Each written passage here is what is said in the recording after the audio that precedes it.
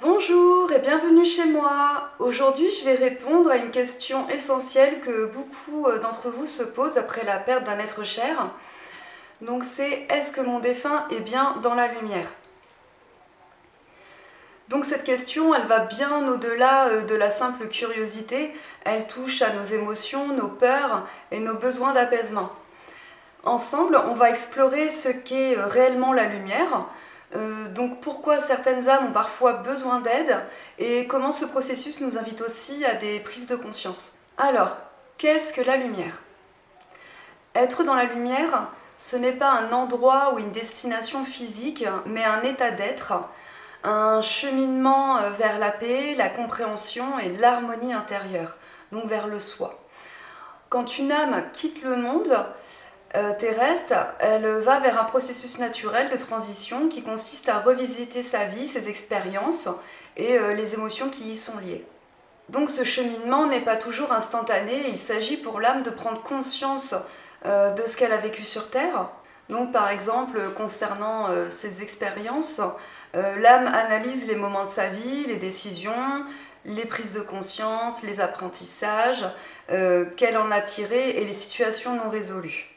Par exemple, concernant ces expériences, l'âme va analyser les moments de sa vie, les décisions qu'elle a prises, les apprentissages qu'elle en a tirés et les situations qui ne sont pas résolues.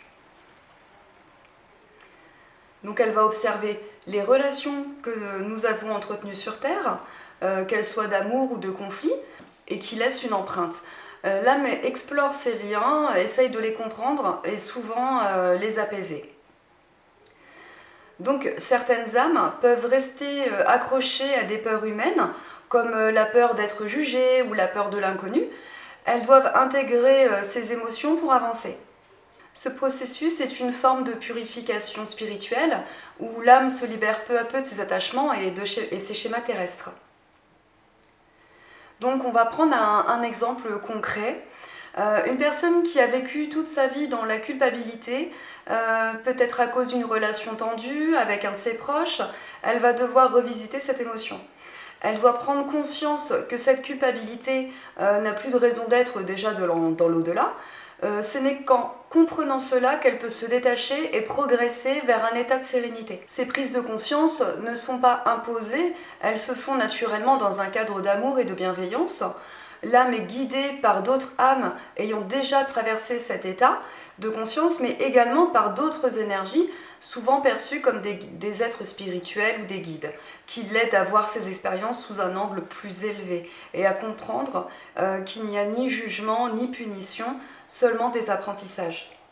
Ainsi, être dans la lumière signifie avoir dépassé les blocages émotionnels, les attachements terrestres et avoir intégré les leçons de vie avec amour et compréhension.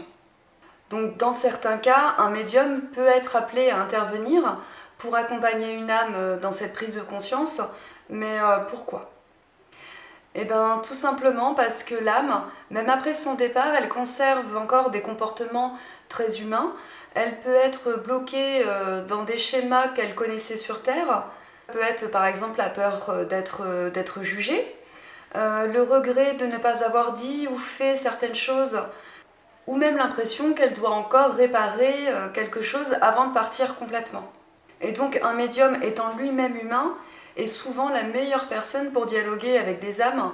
Qui mieux qu'un humain pour comprendre les émotions humaines? Donc le médium agit comme un conseiller bienveillant, il peut expliquer à l'âme qu'elle est libre de ses attachements, qu'il n'y a ni jugement ni obligation et qu'elle peut avancer à son rythme tel qu'elle le souhaite. Il peut également transmettre des messages à leur famille, amis, entourage, permettant ainsi son évolution.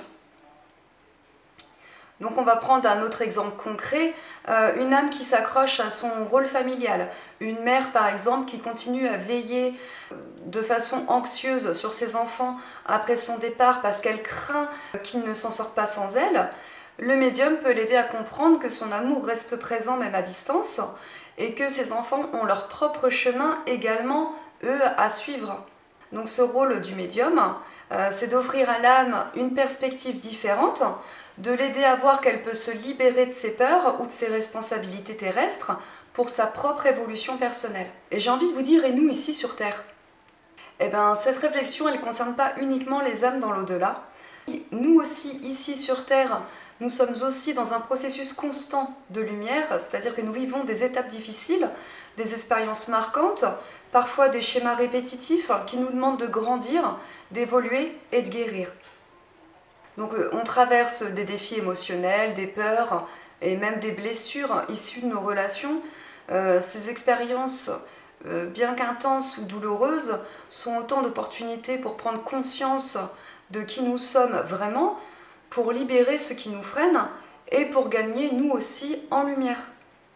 Par exemple, une personne humaine qui a peur de l'abandon pourra se retrouver dans des relations où cette peur se répète encore et encore, jusqu'à ce qu'elle comprenne qu'elle peut se sentir complète, indépendante, rassurée par elle-même. Une autre personne qui porte de la colère ou du ressentiment devra peut-être revisiter ses expériences passées, non pas pour les oublier, mais pour les transformer et retrouver la paix intérieure. Donc en fait, tout comme les âmes dans l'au-delà, nous sommes invités à revisiter nos expériences, à analyser nos liens et à travailler sur nos émotions. Chaque prise de conscience que nous faisons ici sur Terre nous rapproche de cet état de lumière en fait. Donc voilà, le chemin n'est pas différent, qu'il soit parcouru de ce côté ou de l'autre. Ce qui change, c'est la perspective. Et en cultivant notre propre lumière, nous facilitons aussi celle de nos proches, qu'ils soient encore parmi nous ou déjà partis. Donc pour répondre à la fameuse question « Est-ce que mon défunt est bien dans la lumière ?», je vais d'abord prendre une métaphore. Imaginez une bouteille d'eau qui représente la source, Dieu, la lumière, peu importe comment vous l'appelez. On va prélever une goutte de cette eau qui sera l'âme, en lui faisant perdre la mémoire. Celle-ci va aller dans une éprouvette qui se trouve sur Terre, que l'on appellera corps. Cette goutte va donc expérimenter la matière et les expériences de la Terre. Un jour, l'éprouvette se brise, donc cette petite goutte d'eau va retourner dans la bouteille, donc dans la source. Avec tout ce qu'elle a appris, vécu, il va falloir qu'elle passe par un stade d'épuration pour retrouver sa mémoire, sa clarté, sa lumière. Et c'est par plein de prises de conscience, de compréhension que cela peut se faire. Donc ce qu'il est important de retenir, c'est que chaque âme suit son propre chemin, guidée par l'amour et la bienveillance. Dans les grandes majorités des cas, ce processus se fait naturellement avec l'aide des autres âmes, avec un cheminement plus éclairé, des guides, etc. Donc pour celles qui rencontrent des obstacles, une intervention douce comme celle d'un médium peut aider à dissiper donc certaines incompréhensions ou attachements, mais ce rôle reste ponctuel et humain, dans le respect total du chemin de l'âme. Jamais on ne va contre l'âme. Si elle ne veut pas évoluer, on ne la force pas. Donc rassurez-vous, tout est fait dans l'amour et la sérénité pour que chaque âme trouve la paix. Vous n'avez rien à porter seul, il n'y a pas de règles strictes ou d'obligations. Chaque parcours est unique mais toujours guidé. Donc que nous soyons incarnés ou désincarnés, nous sommes tous des êtres de lumière et ça peu importe à quel stade d'évolution nous sommes. Voilà, je vous remercie de m'avoir écouté et je vous souhaite une très belle journée. Merci à vous, à bientôt.